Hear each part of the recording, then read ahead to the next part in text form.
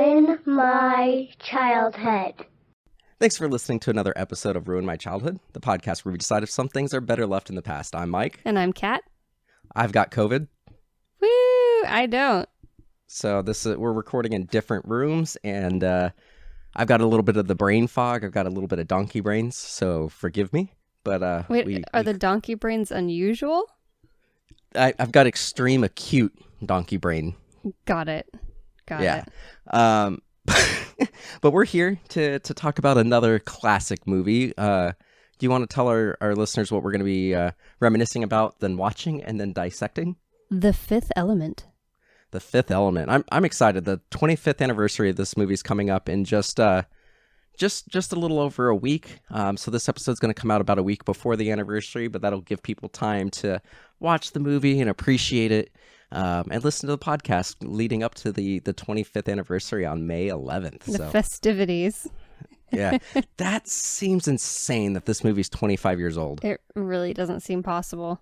No, it doesn't. And I'm hurt that it's that old. Although this movie came out when I was in single digits. The movies that make me feel really old are movies that I remember being 10 or older, being double digits, and being 20 years old. So I think I remember this as me being a little bit older than I actually was, but that's because my sisters were so obsessed with it and they were teenagers. That makes sense. What are some things you remember about the movie and, the warm fuzzies associated with it? My goodness. I think like one of the standout things for me is the costumes, of course. I love that Corbin Dallas wears this like little orange, almost a muscle tank with like cutouts in the back for the entire film. It's very Folsom Street, but like bright and fresh. And this might be like one of the only films where you get an excess of Chris Tucker, but it fits the character so well that I find that really enjoyable. See, that was one of the things I was going to bring up is I love this movie. You know how I am about movies with like miniatures, with practical effects. There's just something about them, even if they're outdated, having something on the lens just makes the movie feel real, even if the special effects are outdated. But this movie, one of the blights on the movie is Chris Tucker. I've always found Chris Tucker annoying, and this particular character I think is his most annoying. Oh man. So I love this movie despite Chris Tucker. I think the character is just like, it's so perfect. And honestly, this movie, like remembering it that specific character and the overexposure and like how he's broadcasting 24/7 and there's like all this access to him, it's so ahead of its time. And like what eventually happened with TikTokers and YouTubers and like this all access kind of thing. But it fits so well with this immersive world. This film, like it built the world so much better than any other sci-fi that we saw at the time or action. Well, what I remember about this movie that makes it different is when you look at the newer Star Wars movies and the Star Wars movies that came out starting with Phantom Menace 2 years after this, you started getting more bright and colorful sci-fi movies. But prior to this, you look at things like Terminator, Blade Runner, Dune. All sci-fi movies are kind of like dark and grim and dirty and gross and gritty. And this movie is just like bright and colorful and in your face and loud. It's a feast for the eyes. Yeah, like it's just kind of like a sensory sensory overload. That's what I love about it, though. Yeah, it's a fantastic movie, and this is a movie that it was on TV a lot. Like it didn't matter what point the movie could be on. It could be the last 10 minutes of the movie. My dad would stop and watch it. It could have just started. My dad's gonna watch it. Commercials, without commercials, doesn't matter. My family watched it every time it came on. So it's just like it's a comfort movie for me. I think we had it on VHS. We didn't own it because it was on all the time, but I've had it on Blu-ray for almost 20 years. It's such a fun watch. It really is. So this week we don't have any listener comments. Katrina was out in Spain for about just under 3 weeks. I was out in Spain, so we actually missed a couple of... And France, and... Oh, no, you didn't hit Portugal. But Katrina was out traveling for a few weeks. I was out traveling in Spain, and then I was in the South here in the U.S., so we had to miss a couple of episodes. and I've got the Rona, so it was kind of hard. We weren't even sure if we were gonna do an episode this week, so we didn't get our tell us what you remember, post up until late yesterday. So I don't have any comments to read today. Did you get any? Nah. Okay. So we're gonna skip that segment. We're gonna go watch the movie, and then when we get back, we'll tell you guys a little bit about how the movie got made, a little bit of controversies around this movie, and then we'll dive deep and start talking about the movie itself. Woo! 250 years into the future. Major Dallas, you've been selected for a mission of the utmost importance. What mission? Hold on! The race to save the human race is in the hands of one man. You gotta play it hard. Let's play it hard. Bruce Willis. We're sending somebody in to negotiate! Anybody else want to negotiate? The Fifth Element, rated PG-13. All right, we're back. We watched the movie, but before we break it down for you, we do want to give you guys a little bit of a book report, tell you a little bit about the background of the movie, who made it, how it got made, and potential hurdles. So I'll start off with just the highlight. So The Fifth Element, directed by Luc Besson. He's famous for Leon the Professional, Nikita, Lucy, Valerian, and he also is the producer and writer of Taken and a bunch of other movies. This was written by Luc Besson as well, and his partner for quite a few movies, Mark Kramer, who also wrote pretty much all the Karate Kid movies, and then he worked with Luc Besson on Taken, Columbiana, and The Transporter. This movie had a budget of $93 million. It made $263 million, which in 1997 is huge. And the Rotten Tomato score is 70% for critics. The what? 80. It sounded like you said Rasta tomato score. Yeah, it's like Jamaican tomatoes. The Rotten Tomato scores are 70% for critics, 86% for the audience. And this movie, I already said it, but it came out on May 11th, 1997. All right. Production. AD. As a teenager, Besson began writing the script when he was 16. He continued to work on the story for years, and by 1991, when his documentary film Atlantis was released, he had a 400-page script. Nicolas Seydoux and Patrice Ledoux from Garmont were the first people to take on the project. In November 1991, while looking for actors for the film, Besson met French comic creators Jean Girard and Jean-Claude Mézières, right? Yep. And recruited them for the film's production design. Girard Mézières' comics inspired the look that Besson wanted for his film's futuristic New York City. Besson approached both Bruce Willis and Mel Gibson for the lead role. Willis expressed interest, though he was reluctant to take on the role as the film was considered risky after his previous two films, Hudson Hawk and Billy Bathgate. Those are ridiculous titles. I don't know what Billy Bathgate is. Hudson Hawk is a bad movie, but it's fun. Old-timey thing with Nicole Kidman, and it's like dark and edgy. I think it's got like Pacino or De Niro in it or something. I've never even heard of that one. It's a skip. Anyway, they had been received poorly. Gibson eventually turned down the role. While the production team impressed film companies with their designs, they struggled to find one willing to take on a budget approaching nearly $100 million. Holy crap. In December 1992, production stopped without any prior warning, and the team disbanded. After the critical and commercial success of Leon the Professional in 1994, Besson continued the work on the script for The Fifth Element, shortening it and reducing the budget to $90 million before again attempting to find a studio willing to produce it. Columbia Pictures, which had a partnership in Leon, agreed to finance the film. By this time, Besson had decided to go with a lesser-known lead actor to save on production costs. Besson happened to be in Barry Josephson's office when Willis called regarding the different film. Besson asked to speak with Willis just to say hello and told him that The Fifth Element was finally going ahead, explaining his decision to go with a less expensive actor. After a short silence, Willis said, "If I like the film, we can always come to an arrangement." After reading the script, Willis agreed to take on the role. Amazing. What a guy. Production started in August of 1995 and filming wrapped in May 1996. The film was the most expensive non-American film ever made at the time, a record still held by Besson with his Valerian film, and Besson demanded that most of the action shots take place in broad daylight, as he was reportedly tired of the dark spaceship corridors and dimly lit planets common in science fiction films and wanted a brighter, cheerfully crazy look as opposed to a gloomy, realistic one. Practical effects were a priority for the film. Scale models used for filming were buildings representing New York City. Dozens of apartment blocks and 25 skyscrapers, some of them 20 feet high, were constructed in 1/24th scale. It took a team of 80 workers 5 months to build all of the models. These models were blended with subtle particle CG effects, live action, and animatronic creature effects.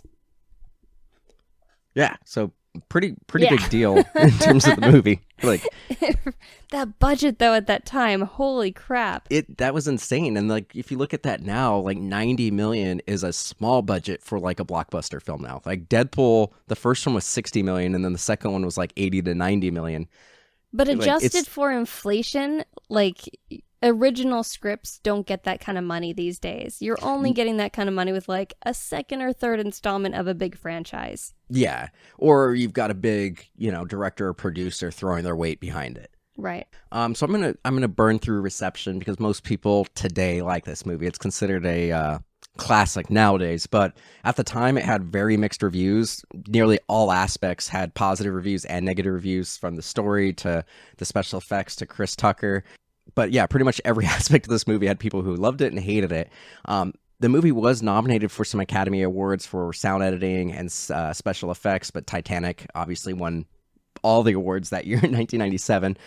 So despite getting some praise, Mila Jovovich actually got Raspberry nominations for Best Supporting Actress. Chris Tucker was nominated for Worst New Star for this performance. But then you go to the Visual Effects Society and they place this at number 50 of like most influential effects films of all time. In 2014, it was number 42 of the top 100 best sci-fi movies.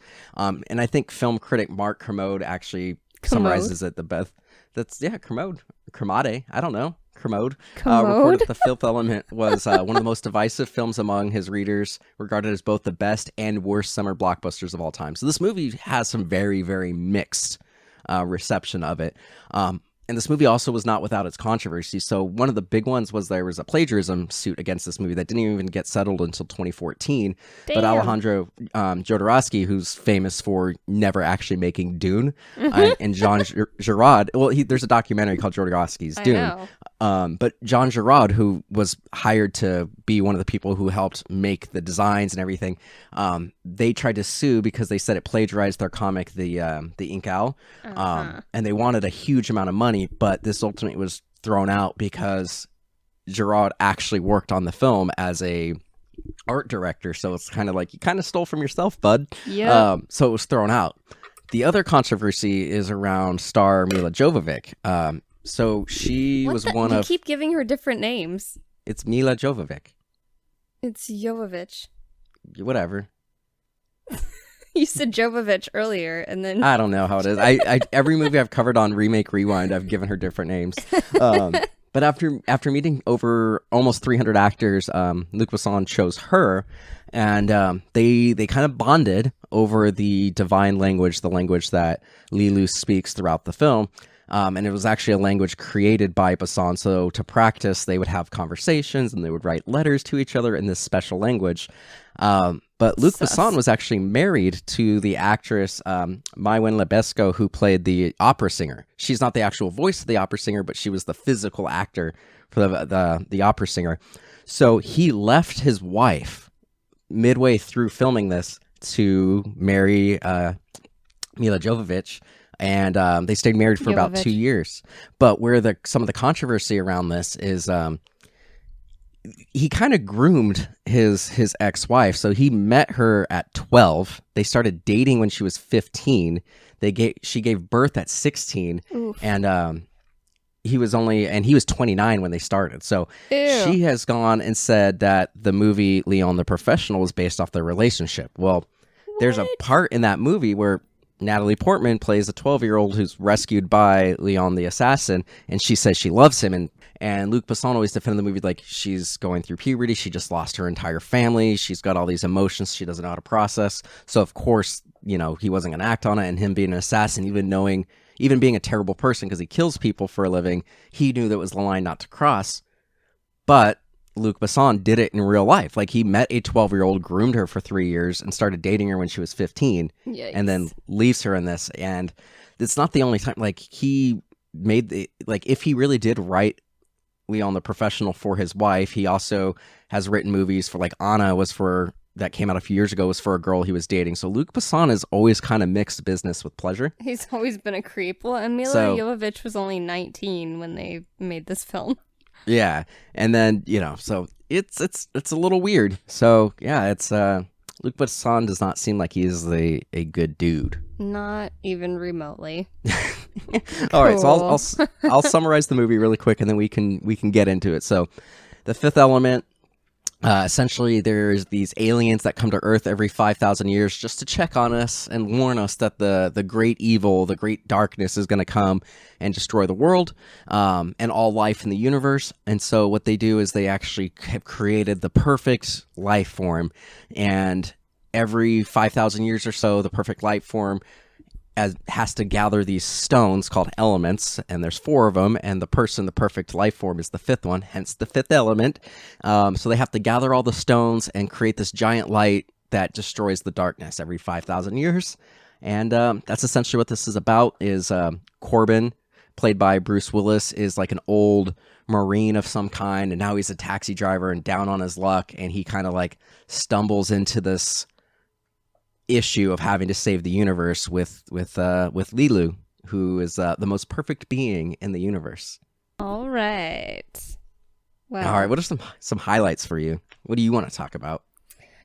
I think for me, like, one of the biggest highlights, and it's something I didn't even know until right when we were getting ready to watch this film, was that Jean-Paul Gaultier made all of the costumes, more than 1,000 unique costumes for the film. And he designed absolutely everything from Lilo only has her one costume, but all the main characters' costumes to all of the background, which is just like so unheard of in film, and it's an immense amount of work, and I'm not even able to fully wrap my head around just how one person was able to design all of those costumes.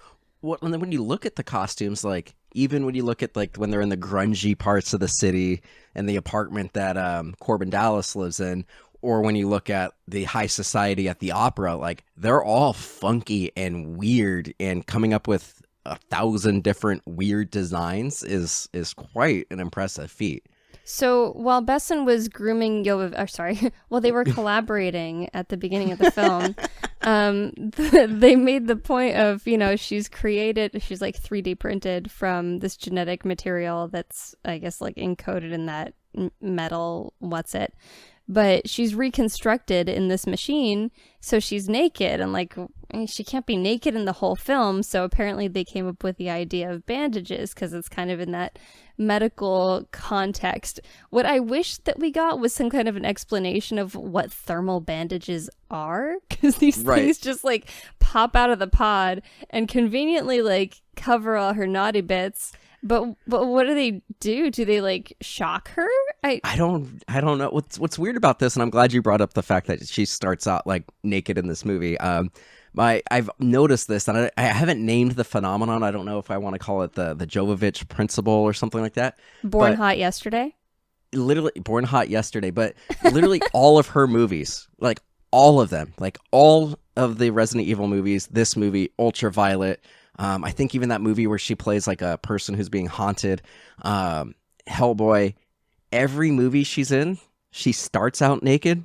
Her first scene, she's naked, and her last scene, she's naked. Like, almost all of her movies. Well, I mean, she's a model. She was a model for long before she was an actress, wasn't she? I mean, for sure she was a model, and she still models, but I'm going to take a little bit of umbrage with the fact, and they really nail this movie, this point home, and obviously the director was grooming her and saw something in her, and they really hammered home that she's so hot. Like, when she's 3D printed essentially from like the severed hand that's left over in that armor, everyone's like, oh my god, she really is perfect. And then like later on in the movie, she's changing from the bandages to the costume she wears the rest of the movie, which is essentially like a white t-shirt and rubber suspenders. And like even the priests and the holy men are like, oh my god, she really is perfect. Objectively, she's a very attractive woman. Right. I would not call her perfect.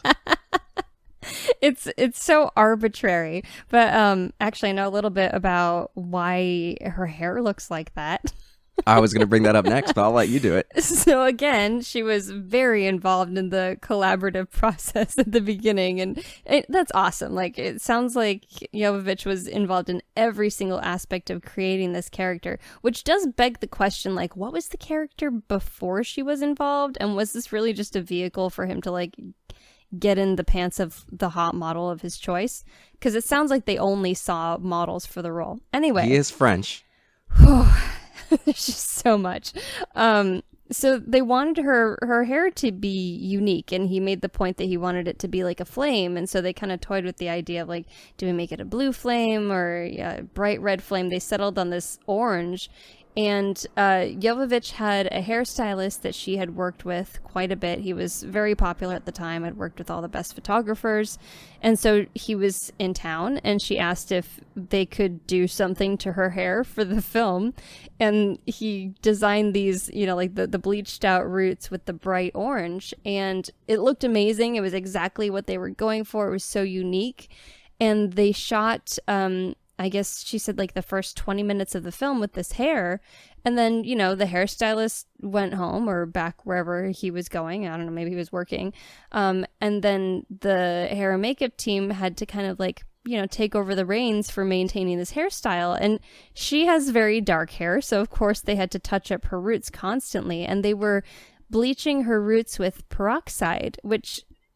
destroys the hair. It is so hard on your hair, done under the best of circumstances, and because they took that approach, they fried the poor woman's hair, and by the end of that, she was losing chunks of hair, and she only had, like, little patches, and so they ended up having to make this wig, which I never really noticed before, but now that I know that, when I see the images of her in the wig, it looks atrocious. For something where there are 1,000 unique costumes designed by Jean-Paul Gaultier, it seems odd that the wig looks like that. Yeah, it's weird. There are these disconnects in the film that I find so hilarious, but simultaneously delicious, because so much is executed brilliantly, and it's, like, over the top and insane and this epic achievement. And then you start thinking about the details of it, and you're like, that doesn't make any freaking sense. Like, why did they do that? It's French. So I mean, to their credit, like, it did come together. Like, visually, this movie is amazing. That's the highlight for me. Did you hear about the Beatles? No, what happened to the Beatles? Paul isn't real. No, apparently, like, Paul McCartney said in an interview that he and John Lennon and a bunch of their friends like masturbate together at parties. What does that have to do with The Fifth Element? I don't remember. You just said something and it reminded me of that. Oh, because I said it all came together. It and all you came went together. All come together right Beatles. now. Okay, got There it. you go. Gross. We can Gross. edit that out. No, I'm gonna leave it in. You shit in this bed. You lie in Am I it. gross or Paul McCartney and John Lennon? Allegedly, gross? And they did this. a little bit. I mean, he said it in an interview that it happened on more than one occasion. That's weird. It is Getting weird. back to The Fifth Element, visually, what I loved about this movie, like the police chase through the city, just looks incredible. Like, they actually made these cars, and like it's all practical, and like the stuff in the background is using particle effects and CGI, but like most of this movie is practical. It's all done on camera, and that's one of the things why I think this movie has kind of stood the test of time so far, at least pop culturally, because it looks so amazing. Like, this was kind of the end of the era when you start thinking about the fact that The Phantom Menace came out 2 years after this, and you've got The Mummy and The Matrix and all these movies that came out in 1999. Like, 1999 is considered like one of the greatest years of cinema, and that's only 2 years removed. All those movies were getting made while this movie was coming out, and like this was kind of the last of the big practical Tentpoles. effects movies. Yeah, and so it was kind a of the very last different of its kind. system. It And really was. Not an American movie, which Not is an also American just like movie. an insane. So Speaking of that chase, Yes, tell me that about was it. something that like looms large in my notes. I mean, okay, first off, Corbin, he has this strange woman fall through the roof of his cab. He seems she's hot. Right, she's hot. So he only seems like moderately distressed by this.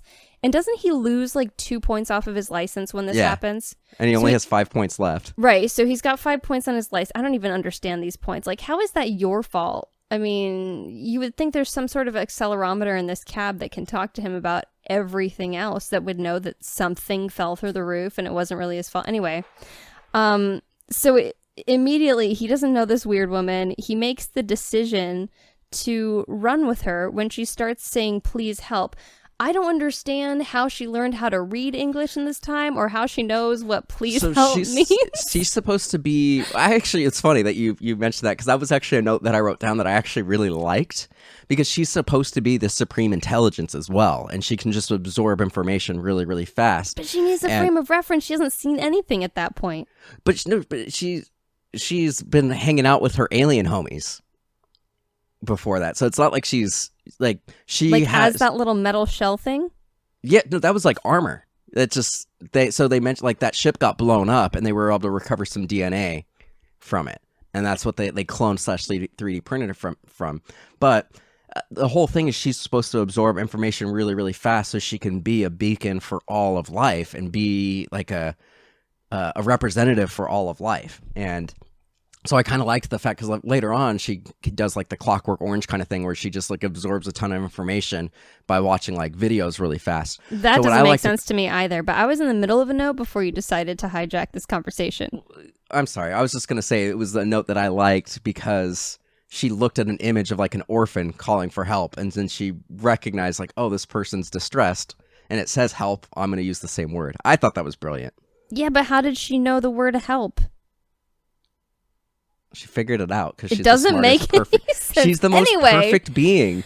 Anyway, so like, what is the point of running? You'd think at this point there would be like facial recognition absolutely everywhere. Like, what's the point of running from the police? They probably already know who you are. They know what you did. They know where you live and what you do and like how many points you have.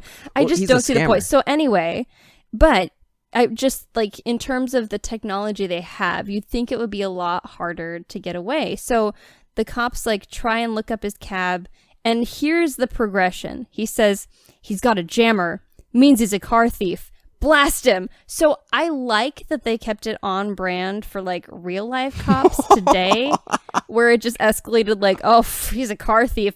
Freaking just like light him up. So light him up.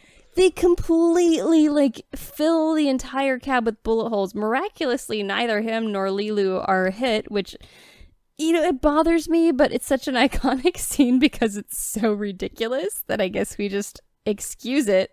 But then like as he's running from these cops, he loses 1 point from his license compared to the 2 points he lost for having the fifth element fall through his roof. It doesn't make any damn sense. No, it doesn't. And then immediately he's like trying to take her to find someone, a priest. She asks for a priest, and he just so happens to take her to that priest. Not like some Methodist MFer. No, not a Catholic. Just this random weird priest in some kind of esoteric, ancient, dead religion who understands exactly who she is and what she's there for. So the priest was looking for her, and I think she knows the religion, because at the beginning of the movie we get like a little like not a prequel, not a prologue. Yeah, a prologue. There's the COVID brain.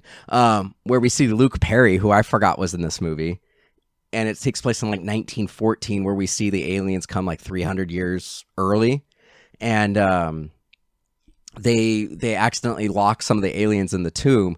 So they were like, hey, we're not going to come back before the next darkness. So like, make sure you priests are telling everybody about this.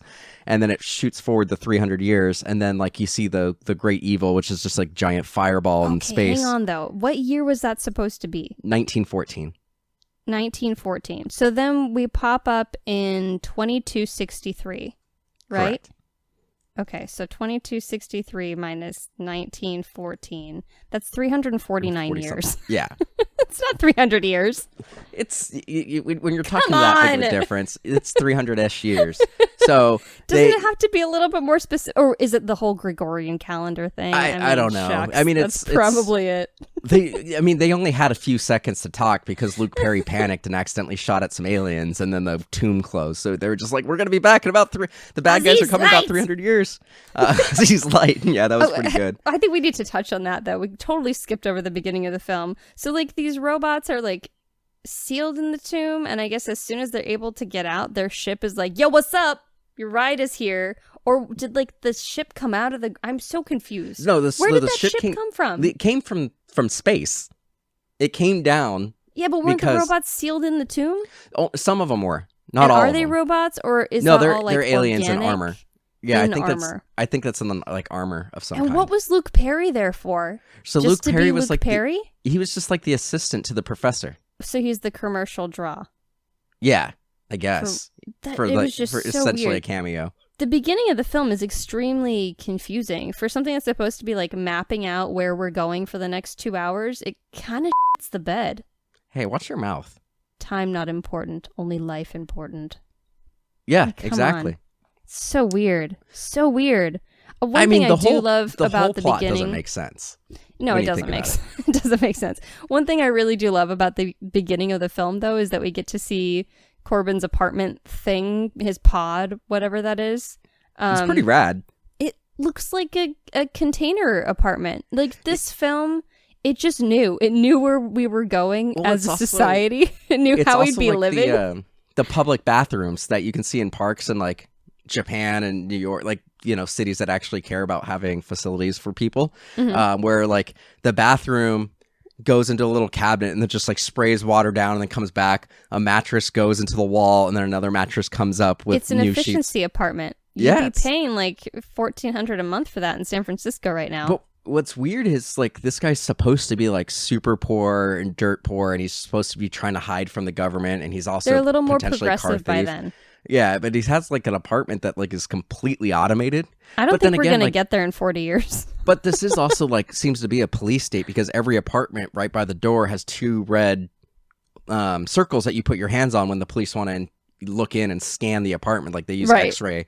So It's I mean, total police state. yeah, it's a little weird. Like they paint it like it's this like futuristic utopian society, but it is very much a police state.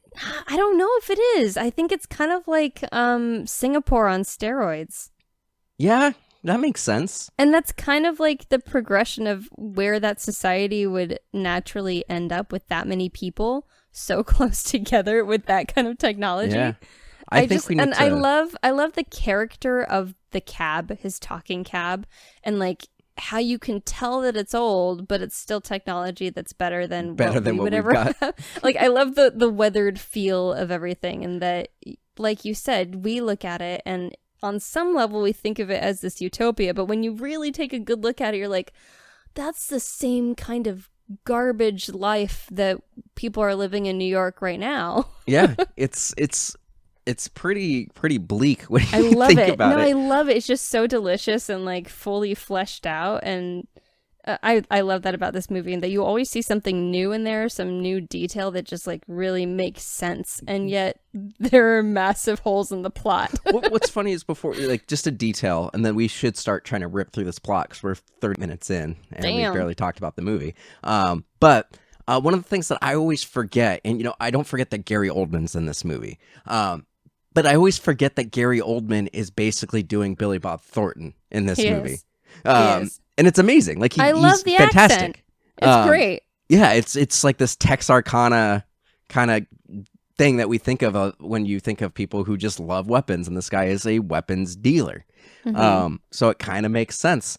Like we mentioned, plot holes, things that don't really make sense. Does Zorg, played by Gary Oldman, does he know what the darkness? He talks to it as Mr. Shadow, which is it's just essentially a giant sentient fireball traveling through space. Does he know that the entire world and all life in the universe is going to get destroyed? Like, does he know? Isn't that the point, though? Well, that's what the fireball wants to do, but like, why would Zorg be helping destroy all life in the universe? Like, he is an industrialist. He's trying to make money.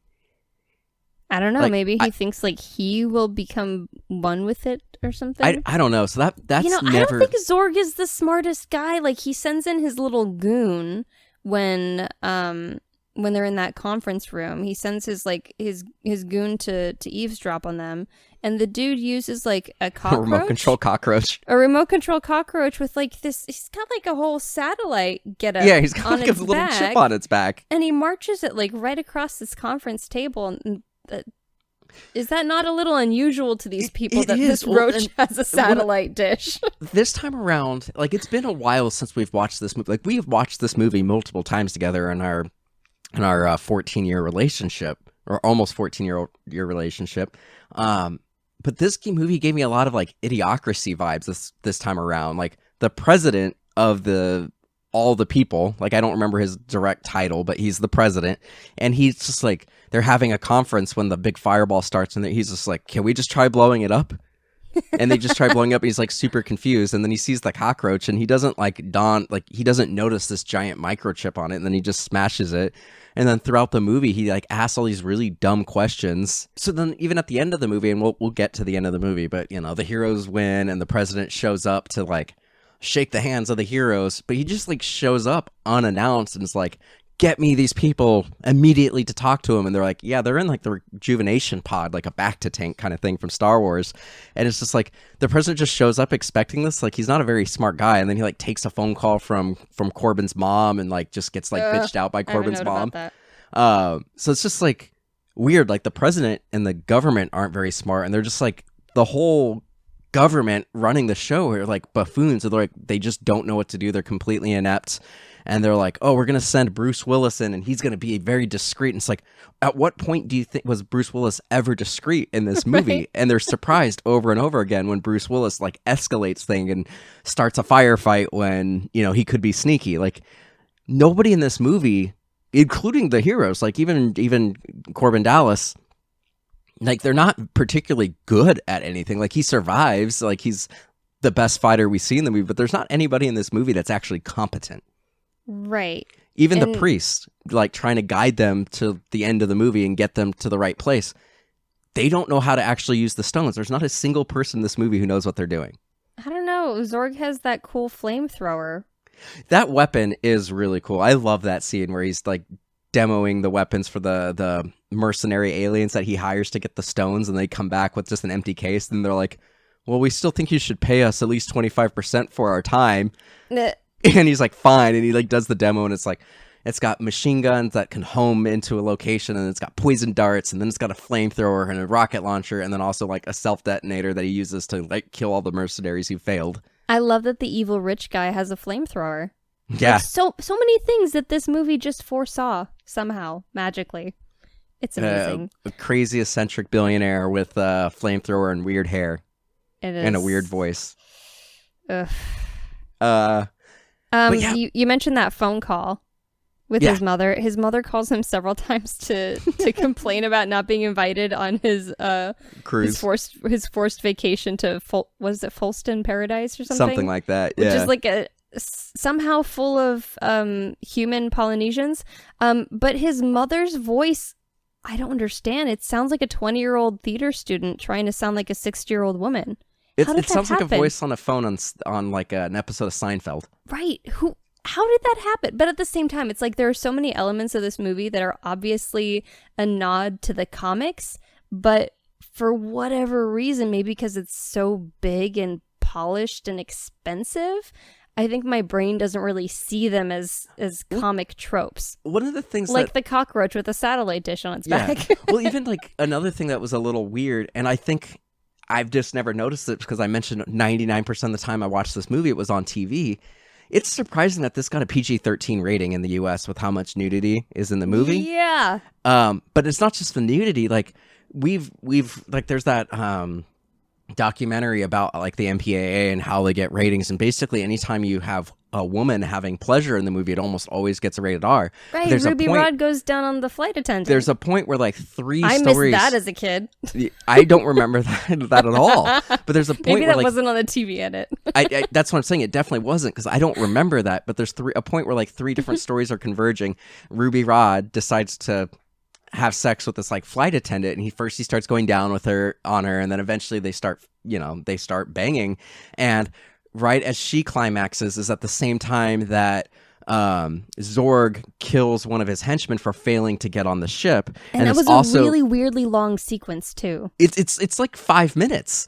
And Yeah. then it's like, and then also the ship like prepping for takeoff and blasting off. So at the exact same time, like the only way they could have made it cheesier is if they did like a 3-way split screen like Ang Lee's Hulk movie, and you see the rocket taking off, the woman climaxing, and the guy blowing up at the same time, but it just shows them in rapid succession, but it's supposed to be at the same time. Right. I completely forgot about that. And then like, because I forgot about that, what really threw me is later on in the movie, like you mentioned, Ruby Rod is basically always live streaming, but Right. he records and trying to seduce people. Yeah, he records the audio of him banging that flight attendant, and like when he's like live streaming the event, like the opera, the iconic opera scene with the blue opera singer, he starts playing the sound of her moaning, and I was like, holy crap, that's like kind of crossing a line. Like that's pretty messed up. It's pretty out there, but there are so many twisted elements to this film that are like but also, like right after their whole sequence where they somehow don't get shot, but the cab crashes and all that, and he like pulls Lilu out and she's unconscious. So he like tries to wake her up like quietly, like says her name, and then she doesn't respond. So he's like, "Well, I guess I'll just kiss her." Like, bro, what? Yeah, Why? it's super weird. And like Nasty. the end of the movie, like this whole movie takes place over the course of 48 hours. With the exception of the prologue. No, they give a timeline. They say when the great darkness shows up at the beginning of the movie. And then they say spend it's 5 minutes on a sex scene gag and all that time to identify the bomb. Yeah, so it's like 48 hours before it's going to reach the Earth and destroy the Earth. But so the movie takes place in 48 hours, and this is a trope in a lot of movies where like a man meets a woman who's essentially mentally unwell or is basically a newborn. Like she doesn't know English when the movie starts, and she develops English as the movie goes on. But she's basically and by the end of the movie, like they get to the point where they finally figure out all the stones because they're elemental, so you gotta get water on one and wind on the other and dirt on the other and fire, and then they're like, and Captain Planet. Yeah, and she's the 5th stone, and how would he activate her? Well, the 5th stone is love, and he's got to be like heart. Yeah, exactly. And she's like, I just learned about war. Like, what's the point of saving all the lives if you guys like killing people? And he's like, some pretty bad stuff just in the few minutes she was around before she saw all that. And like, right. There's really no context for some of those clips. So no, not at all. It's bad. But then he has to convince her that life's worth living. And the priest is like, tell her. And he's like, I love you, Lilu. And then all of a sudden she like climaxes, and then and then they survive some insane explosion. Yeah, it's weird. One of the other things I want to point out, just because this is a thing that I've mentioned to people throughout the years, and it always blows their minds, but this is a movie where the good guy and the bad guy never actually meet. Yep. So Bruce Willis never meets Zorg, and technically he doesn't have any interactions with Mr. Shadow, which is the voice of the great evil. So yeah, like the good guys never actually encounter the bad guys in this movie. I love that about this because it fits so well into that futuristic image in my head, all that bureaucracy. Right. But I mean, like it makes sense because like when you think about it in terms of the totem pole, where is Corbin? He's at the very bottom. He's just some like hired mercenary. Why does it matter? And I think even in every hired, other coerced. film, it doesn't even make sense that this like little peon is given access to the big boss. So I love that about this movie. I think that makes total sense. It's interesting, and what I love about this movie is that, like you mentioned, that he, like the little guy is basically a mercenary. He's not even a mercenary. Like he's coerced into doing this, where like the inept government is basically like, well, you're the last of the special ops people. Like bar none, like the rest of them are all dead. So like you're the only one, and we're gonna put you on a cruise ship and make you go. But then they don't even, because the government is so inept, they don't even make sure he gets on the cruise ship. They're just like, get to the cruise ship. And then meanwhile, you've got the aliens that are shapeshifters, which only ever really comes up the one time where they pretend to be a person and claims to be Corbin. And That's then so weird. Zorg, and how did they get there so late? I don't know. And then Zorg shows up and gets his guy in, and it's just like the government did nothing to make sure that these guys were successful. Well, and wasn't there like a big firefight a couple minutes before that scene went down? And like, there's a firefight they apologize on the ship. The garbage. Yeah, like it's super weird, but then it's like basically security on the resort is dealing with the alien invasion and the attack during the opera, and like it's totally inept, and like they're all just dying, and there's a point where Corbin's just like he has to step up and basically fight everybody, and there's a point where they're like the last of the aliens are in this room and they want to negotiate, and Corbin's like they're a very bureaucratic alien group, like they won't fight with the leader, so they call for negotiations, and Corbin just shoots the leader and the aliens just give up. Right. And everything. It's just like everybody's not so paid enough. inept and nobody knows what they're doing, and it's just like there's no reason that any life in the universe should have survived. Like Right. everybody in this movie is incompetent. They're complete idiots. And like, you know, eventually, like even the bad guy, like the only reason the good guy survived was not once but twice Gary Oldman's Zorg is given an empty crate that they don't check before leaving. So like the aliens give him an empty crate, and then he goes and he does interact with Lilu a little bit. Like he does end up shooting her, but he goes and grabs an empty crate from the opera singer's dressing room, and he gets on his plane and he leaves. Then he opens up and he's like, I don't have the thing. So he has to go back to the cruise ship. And then when he goes, he starts looking for the crates. So the good guys take his spaceship and get off just before Gary Oldman's time bomb goes off. So the only reason they survived was because Gary Oldman came back. Yep. So like nobody in this movie did anything out of competence. And even when they finally succeed at the end, like one of the priests is just like, I give up. And then like the breath on the stone starts activating it. And then they figure it out. Like, oh, we need to do all the elements. So it's like, nobody in this movie, like nobody deserved to survive this film. Like it was sheer luck, and there are a lot of movies where luck plays into it, but it's normally luck and a combination of skill from the good guys. But like no amount of skill from the good guys would have made them successful in this movie. Maybe it's just because like part of the script was written by a 16-year-old. Yeah, but he wrote it over the course. But the movie didn't come out until he was like 39, so it was like 23 years of like, fine tuning. Maybe this is one of those elements that he was like married to very early on. Yeah, it's I mean, this definitely seems like a movie where like a 16-year-old and then a naked lady comes, and then and she's perfect. God, how many times did they say she was perfect in this movie? I don't know. At least a million. It just doesn't make any sense. The last thing I want to talk about, because most people have seen this movie, but just some of the flourishes that they add to this movie. There's a point where this like just street punk tries to rob Corbin, and he shows up and he rings the doorbell, and he's got like a little hat that has like a photo of the hallway. And then Corbin opens the door, and the guy doesn't know how to use the weapon, so he tricks the guy, and then he gets the weapon, and then he just says "nice hat" to the guy. I loved him. I think that like sets the pace for the movie kind of in that scene, because it is so fast paced and you've got like this wiry little character, but that's where they start bringing in all these like comic book kind of elements that you don't get to enjoy that often in like a more serious, heady action drama. That's fair. I've got one more note, but I want to close with this note. Do you have anything else that you want to talk about? I just got like a couple little like favorite things. All right, lay them on me.